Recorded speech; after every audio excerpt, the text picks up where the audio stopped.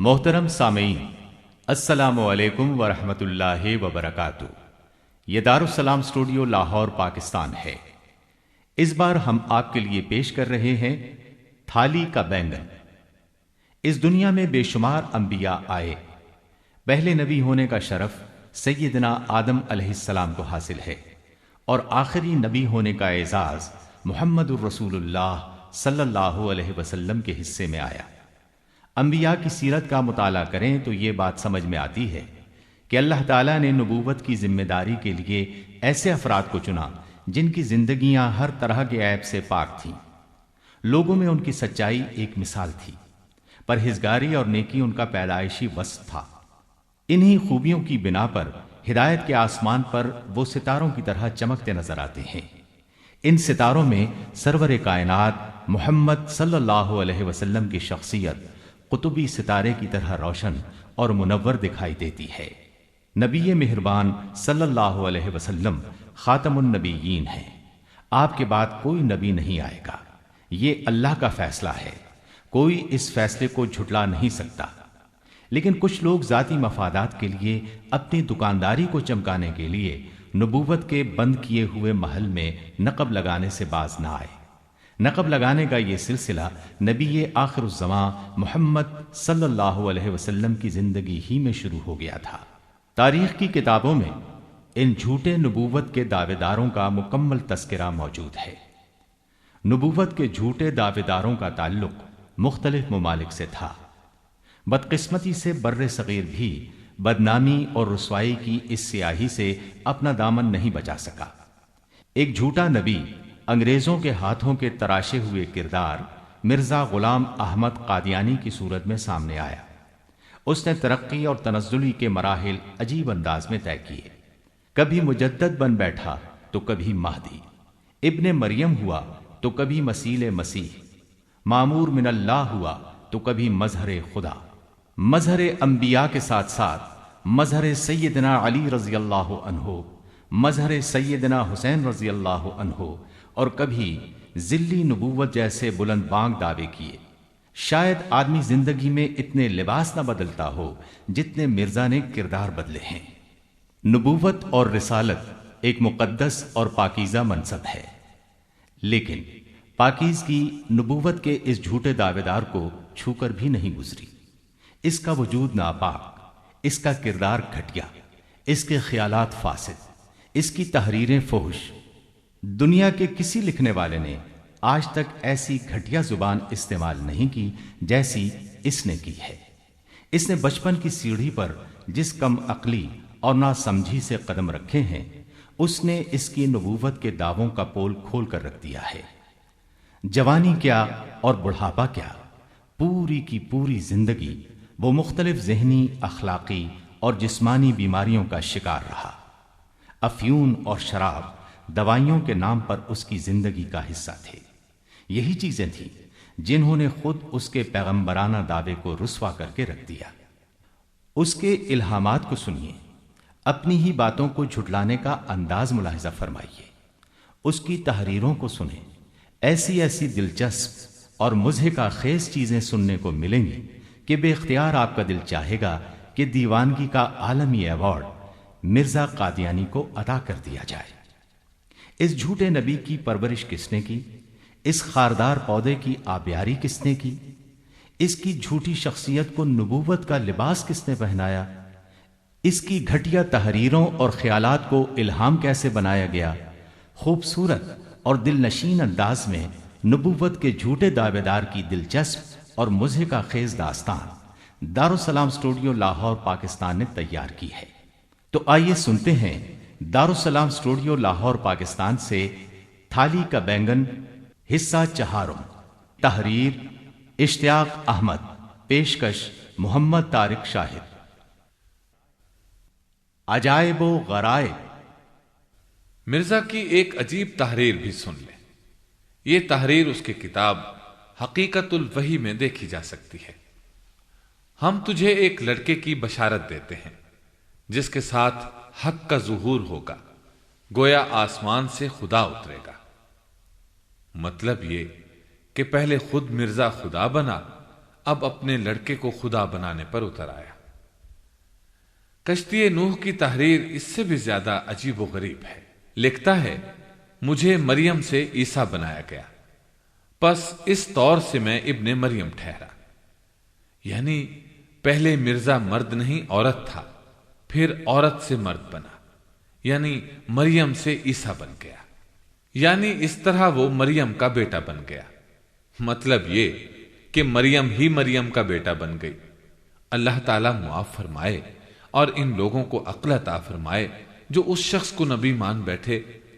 اس شخص کو تو انسان ماننا بھی بہت مشکل کام تھا۔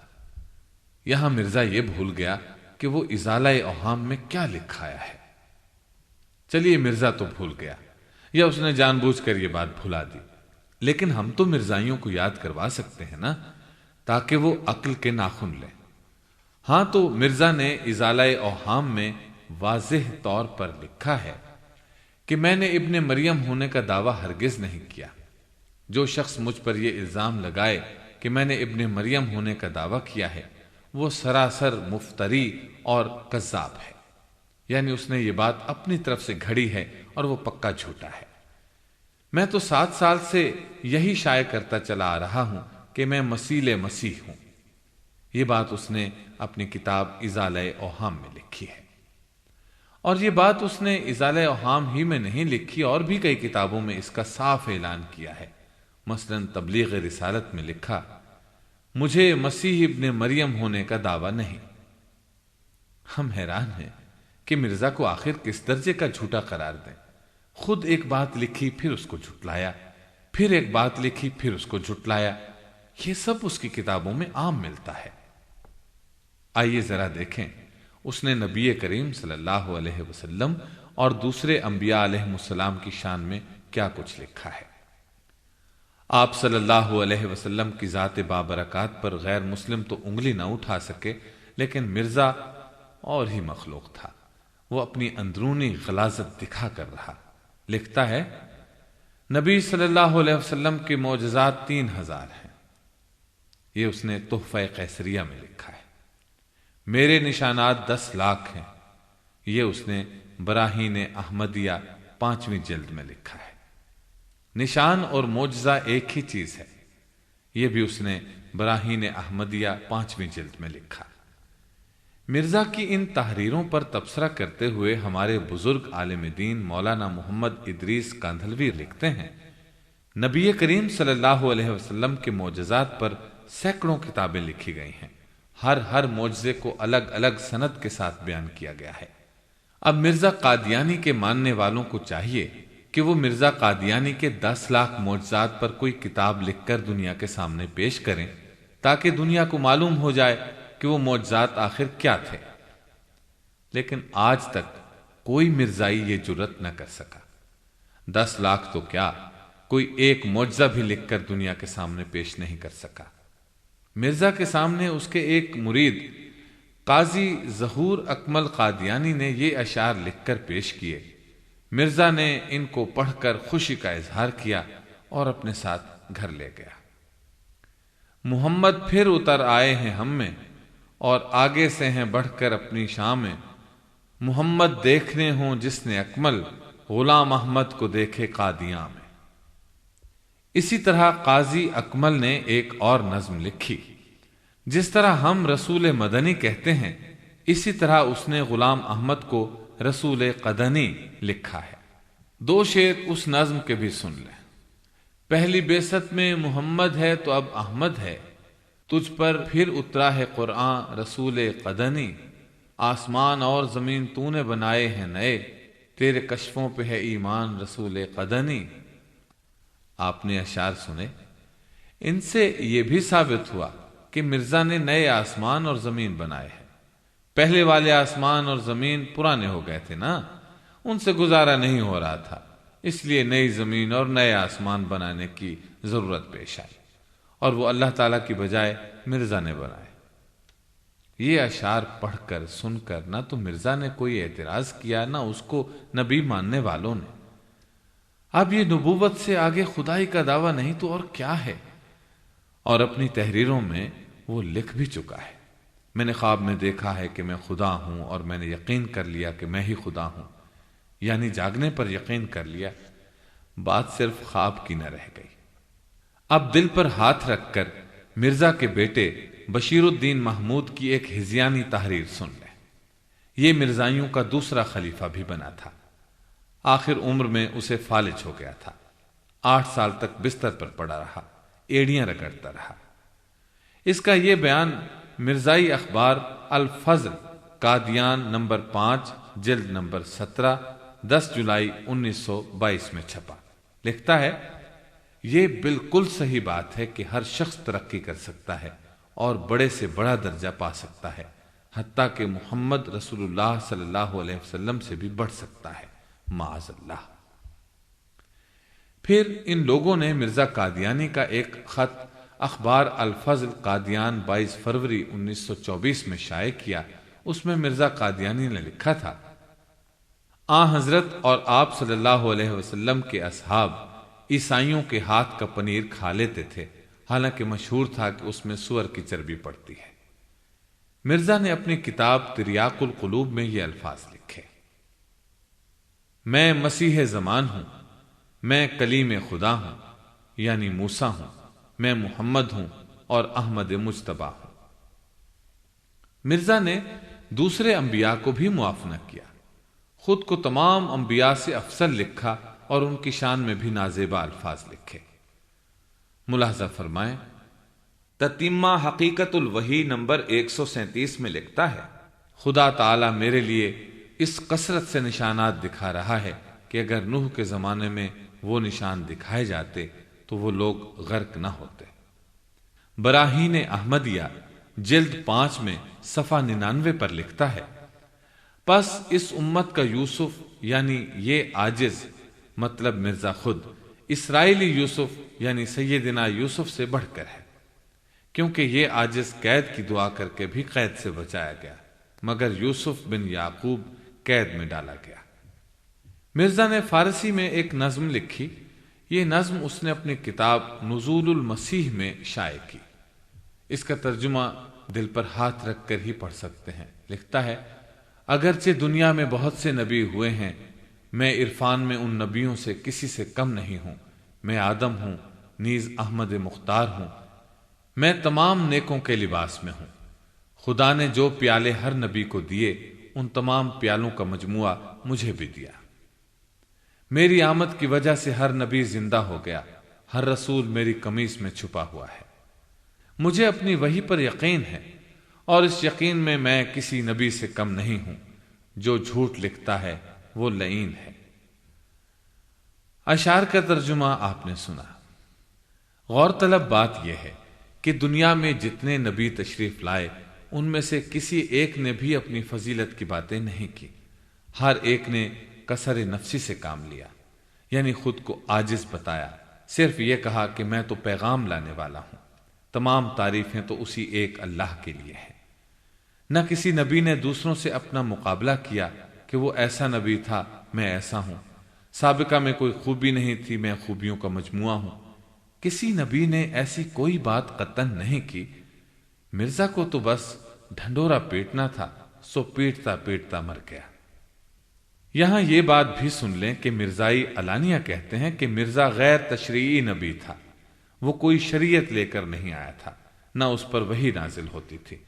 یہ بھی سب ان کے ڈھکوسلے ہیں، سادہ لوح مسلمانوں کو ورغلانے کے طریقے ہیں۔ آخری شعر میں اس نے لکھا ہے، مجھے اپنی وحی پر یقین ہے۔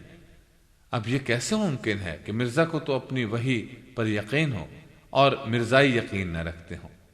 مرزا نے خود اپنی کتابوں میں لکھا ہے۔ کتاب حقیقت الوحی میں لکھتا ہے، میرے پاس جبریل آیا۔ اسی کتاب میں لکھا، خدا کا کلام مجھ پر نازل ہوا۔ مجھ پر کثرت سے وحی نازل ہوتی ہے۔ خدا تعالیٰ کی وحی بارش کی طرح میرے اوپر نازل ہوئی۔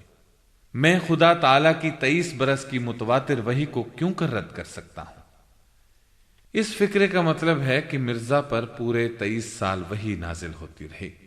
اس کے اس جھوٹ کا اعلان خود اس کی کتابیں پکار پکار کر رہی ہیں۔ نبی اور رسول ہونے کا دعویٰ اس نے بالکل آخری عمر میں کیا تھا۔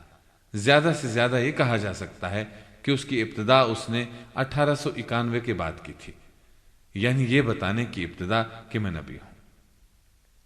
اس نے اپنی کتاب ازالہ اوہام میں لکھا، میرا دعویٰ نبوت کا دعویٰ نہیں بلکہ محدث ہونے کا دعویٰ ہے جو اللہ کے حکم سے کیا گیا ہے، یعنی میں نے نبوت کا دعویٰ نہیں کیا بلکہ محدث ہونے کا دعویٰ کیا ہے۔ اس کی یہ کتاب 1891 کی ہے۔ 1891 میں نبوت کا دعویٰ نہیں کیا اور 1908 میں مر گیا۔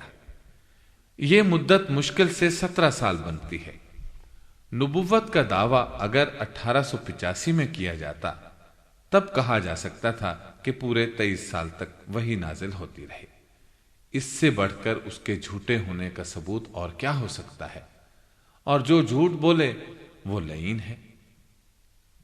صحابہ کرام رضی اللہ عنہم وہ ہستیاں ہیں جنہیں اللہ تعالیٰ نے پوری مخلوق میں سے اپنے نبی کی مدد کے لیے چنا تھا۔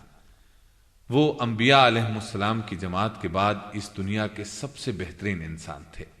ان کی قربانیاں بے مثال ہیں، لیکن مرزا نے ایسی شخصیات کو بھی معاف نہیں کیا۔ ذرا سنیے کیا لکھتا ہے، پرانی خلافت کا جھگڑا چھوڑو، اب نئی خلافت کو لو۔ ایک زندہ علی تم میں موجود ہے، اس کو تم چھوڑتے ہو اور مردہ علی کو تلاش کرتے ہو۔ اندازہ لگائیے، خود کو زندہ علی لکھا اور سیدنا علی رضی اللہ عنہ کو مردہ علی لکھا۔ اپنی ایک کتاب میں لکھتا ہے، میں خدا کا کشتہ ہوں اور تمہارا حسین دشمنوں کا کشتہ ہے، پس فرق کھلا کھلا ہے، سینکڑوں حسین میرے گریبان میں ہے۔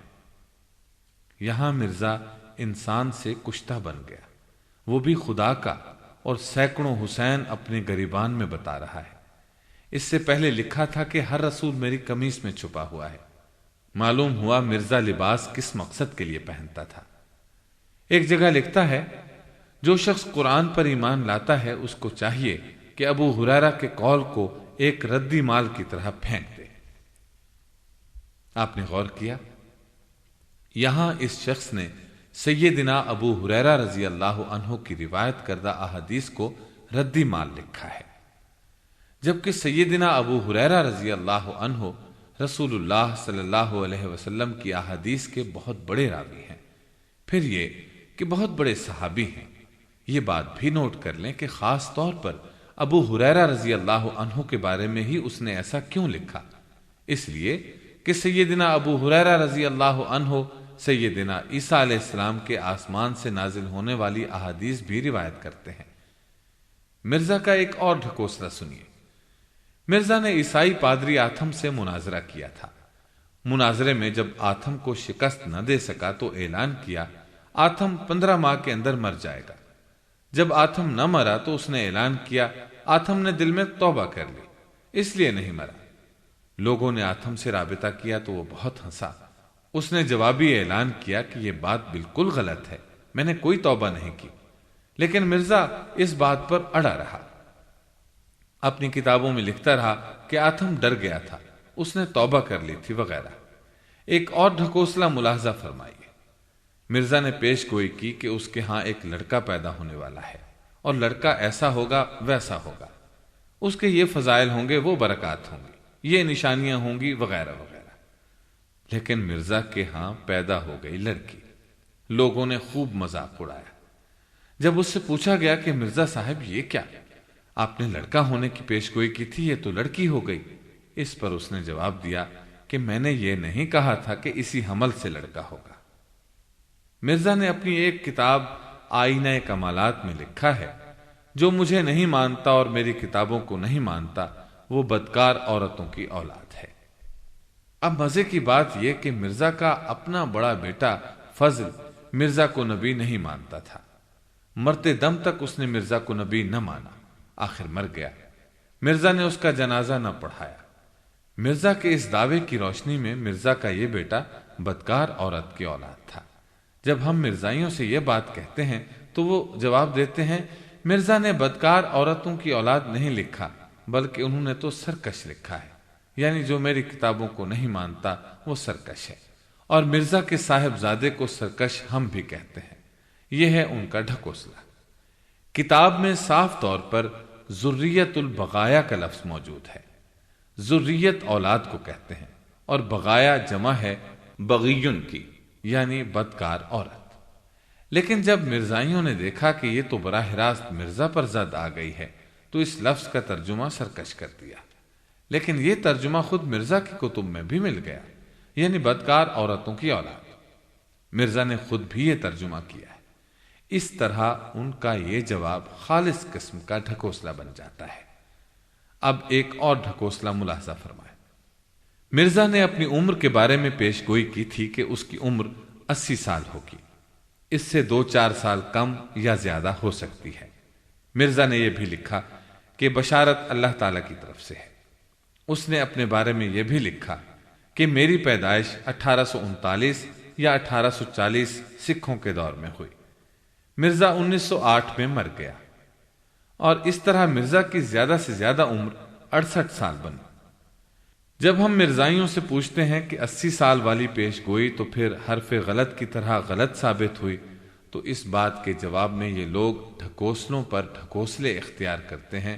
کبھی کہتے ہیں مرزا 1835 میں پیدا ہوا، کبھی کہتے ہیں اس زمانے میں تاریخ پیدائش لکھنے کا رواج نہیں تھا، وغیرہ۔ ہاں، آپ نے دیکھا جھوٹ کے پاؤں نہیں ہوتے۔ سن ہجری آپ صلی اللہ علیہ وسلم کی مدینہ ہجرت سے شروع ہوا اور سن عیسوی سیدنا عیسیٰ علیہ السلام سے، اور یہ کہہ رہے ہیں کہ اس وقت عمر لکھنے کا رواج نہیں تھا، جبکہ ہم دیکھتے ہیں کہ مرزا کی ہر کتاب پر تاریخ اشاعت درج ہے۔ اس کی کتب میں بعض کتب کے حوالے موجود ہیں، ان کتب پر بھی اشاعت کے دن موجود ہیں۔ ہم دیکھتے ہیں کہ 1400 سال کے جتنے مشہور اور معروف لوگ گزرے ہیں، ان سب کی تاریخ ولادت اور تاریخ وفات ان کی کتابوں یا ان کی زندگی کے حالات پر لکھی جانے والی کتب میں لکھی نظر آتی ہیں۔ یہ ہے ان کے ڈھکوسلوں کا حال۔ چلتے چلتے ایک مزے کا ڈھکوسلا اور ملاحظہ فرمائیے۔ مرزا اپنی کتابوں میں لکھتا ہے، میں نے کسی استاد سے قرآن اور حدیث کا ایک لفظ تک نہیں پڑھا۔ جو کچھ بھی علم مجھے سکھایا اللہ تعالیٰ نے سکھایا۔ لیکن دوسری کتب دافع البلا وغیرہ میں لکھا، میں جب 6-7 سال کا تھا تو ایک فارسی استاد میرے لیے نوکر رکھا گیا، جس نے مجھے قرآن شریف اور چند فارسی کتب پڑھائیں۔ اس استاد کا نام فضل الہی تھا۔ ایک اور مولوی سے پڑھنے کا اتفاق ہوا، اس کا نام گل علی شاہ تھا۔ مرزا کی کتابوں میں ایک تیسرے استاد کا بھی ذکر ملتا ہے۔ گویا مرزا نے کم از کم 3 استادوں سے قرآن اور حدیث کا سبق پڑھا۔ جب ہم مرزائیوں کو یہ دونوں طرح کی تحریر دکھاتے ہیں تو یہ لوگ آئیں بائیں اور شائیں کرتے نظر آتے ہیں، دوسرے انبیاء کی باتیں کرتے نظر آتے ہیں، اصل بات کی طرف نہیں آئیں گے۔ اصل بات مرزا کا دعویٰ ہے کہ میں نے کسی استاد سے ایک لفظ تک نہیں پڑھا، مجھے جو کچھ بھی علم سکھایا اللہ تعالیٰ نے سکھایا، اور وہ خود ہی اپنے استادوں کا بھی ذکر کرتا ہے۔ مرزائی جب اس سوال کا کوئی جواب نہیں دے پاتے تو دوسرے انبیاء کی مثالیں دینے لگتے ہیں۔ یہ کہانی تھی ان کے ڈھکوسلوں کی۔ کچا چٹھا۔ مرزا قادیانی میں تو کوئی اچھی اور معقول بات تھی نہیں، لے دے کر جو کچھ ہمارے ہاتھ لگا حاضر کر رہے ہیں۔ ملاحظہ فرمائیں، مرزا قادیانی نے بہت سی کتابیں لکھی ہیں۔ مرزا کے ماننے والے اسے سلطان القلم کا خطاب دیتے ہیں، یعنی مرزا قادیانی قلم کا بادشاہ تھا۔ اس کی قریب قریب ہر کتاب پر مصنف کے طور پر یہی الفاظ لکھے نظر آتے ہیں۔ مرزائیوں کے نزدیک مرزا قادیانی کی کتابیں آسمانی صحیفوں کا درجہ رکھتی ہیں۔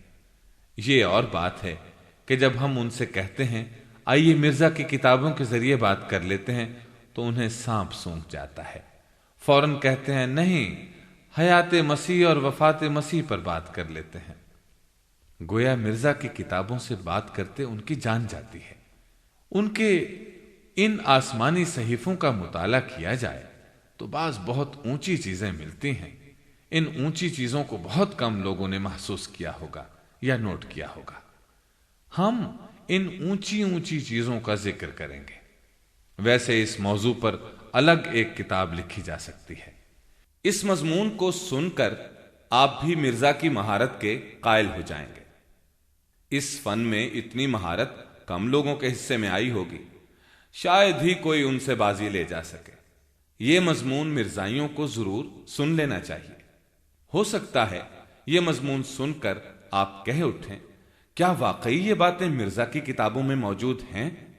جی ہاں، یہ تمام باتیں اس کی کتب میں ہیں، بلکہ ان سے مزید بھی۔ آئیے دیکھیں وہ کیا باتیں ہیں جو ہم آپ کی خدمت میں پیش کر رہے ہیں۔ ایک شریف انسان اپنے مخالفوں سے بھی بہت مہذب انداز میں بات چیت کرتا ہے، نرم اور میٹھی زبان اختیار کرتا ہے۔ یہ نہیں کہ انہیں ننگی گالیاں دینا شروع کر دے۔ پھر گالی دینا دنیا کا کوئی شریف انسان نہ تو پسند کرتا ہے، نہ یہ پسند کرتا ہے کہ کوئی دوسرا اس سے گالی کی زبان میں بات کرے۔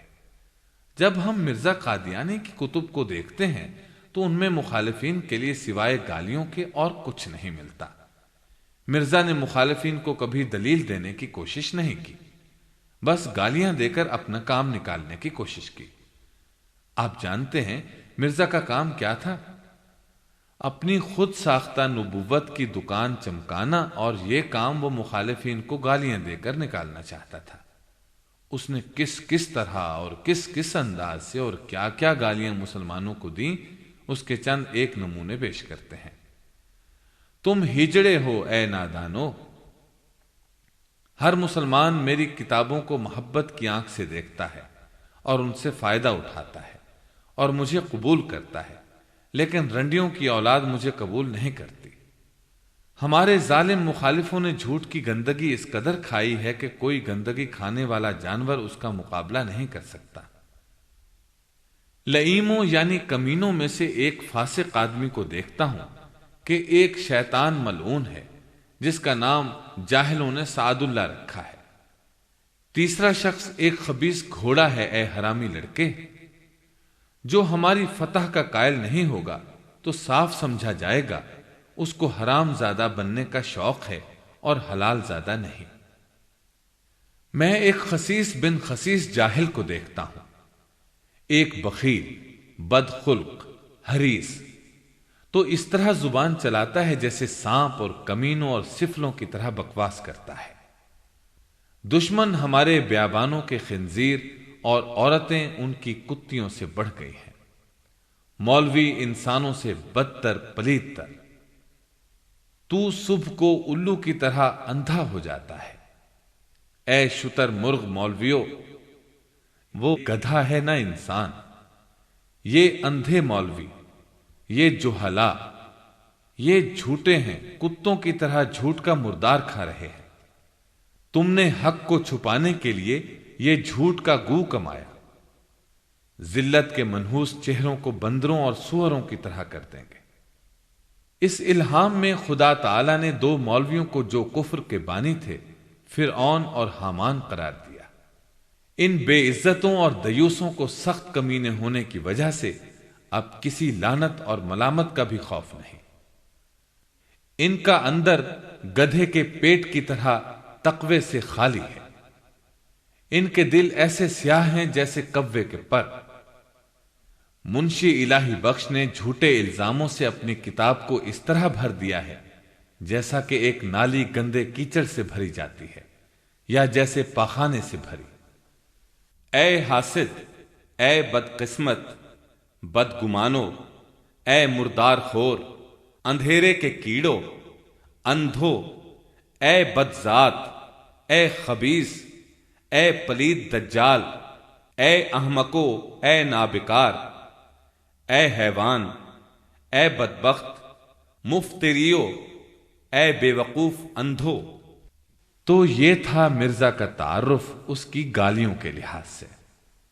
اب تک آپ لازمی طور پر جان گئے ہوں گے کہ مرزا تو ایک شریف آدمی بھی نہیں تھا۔ ہم مرزائیوں سے صرف یہی کہتے ہیں کہ وہ مرزا کو ایک شریف انسان ہی ثابت کر دکھائیں، لیکن وہ ایسا نہیں کر پائیں گے۔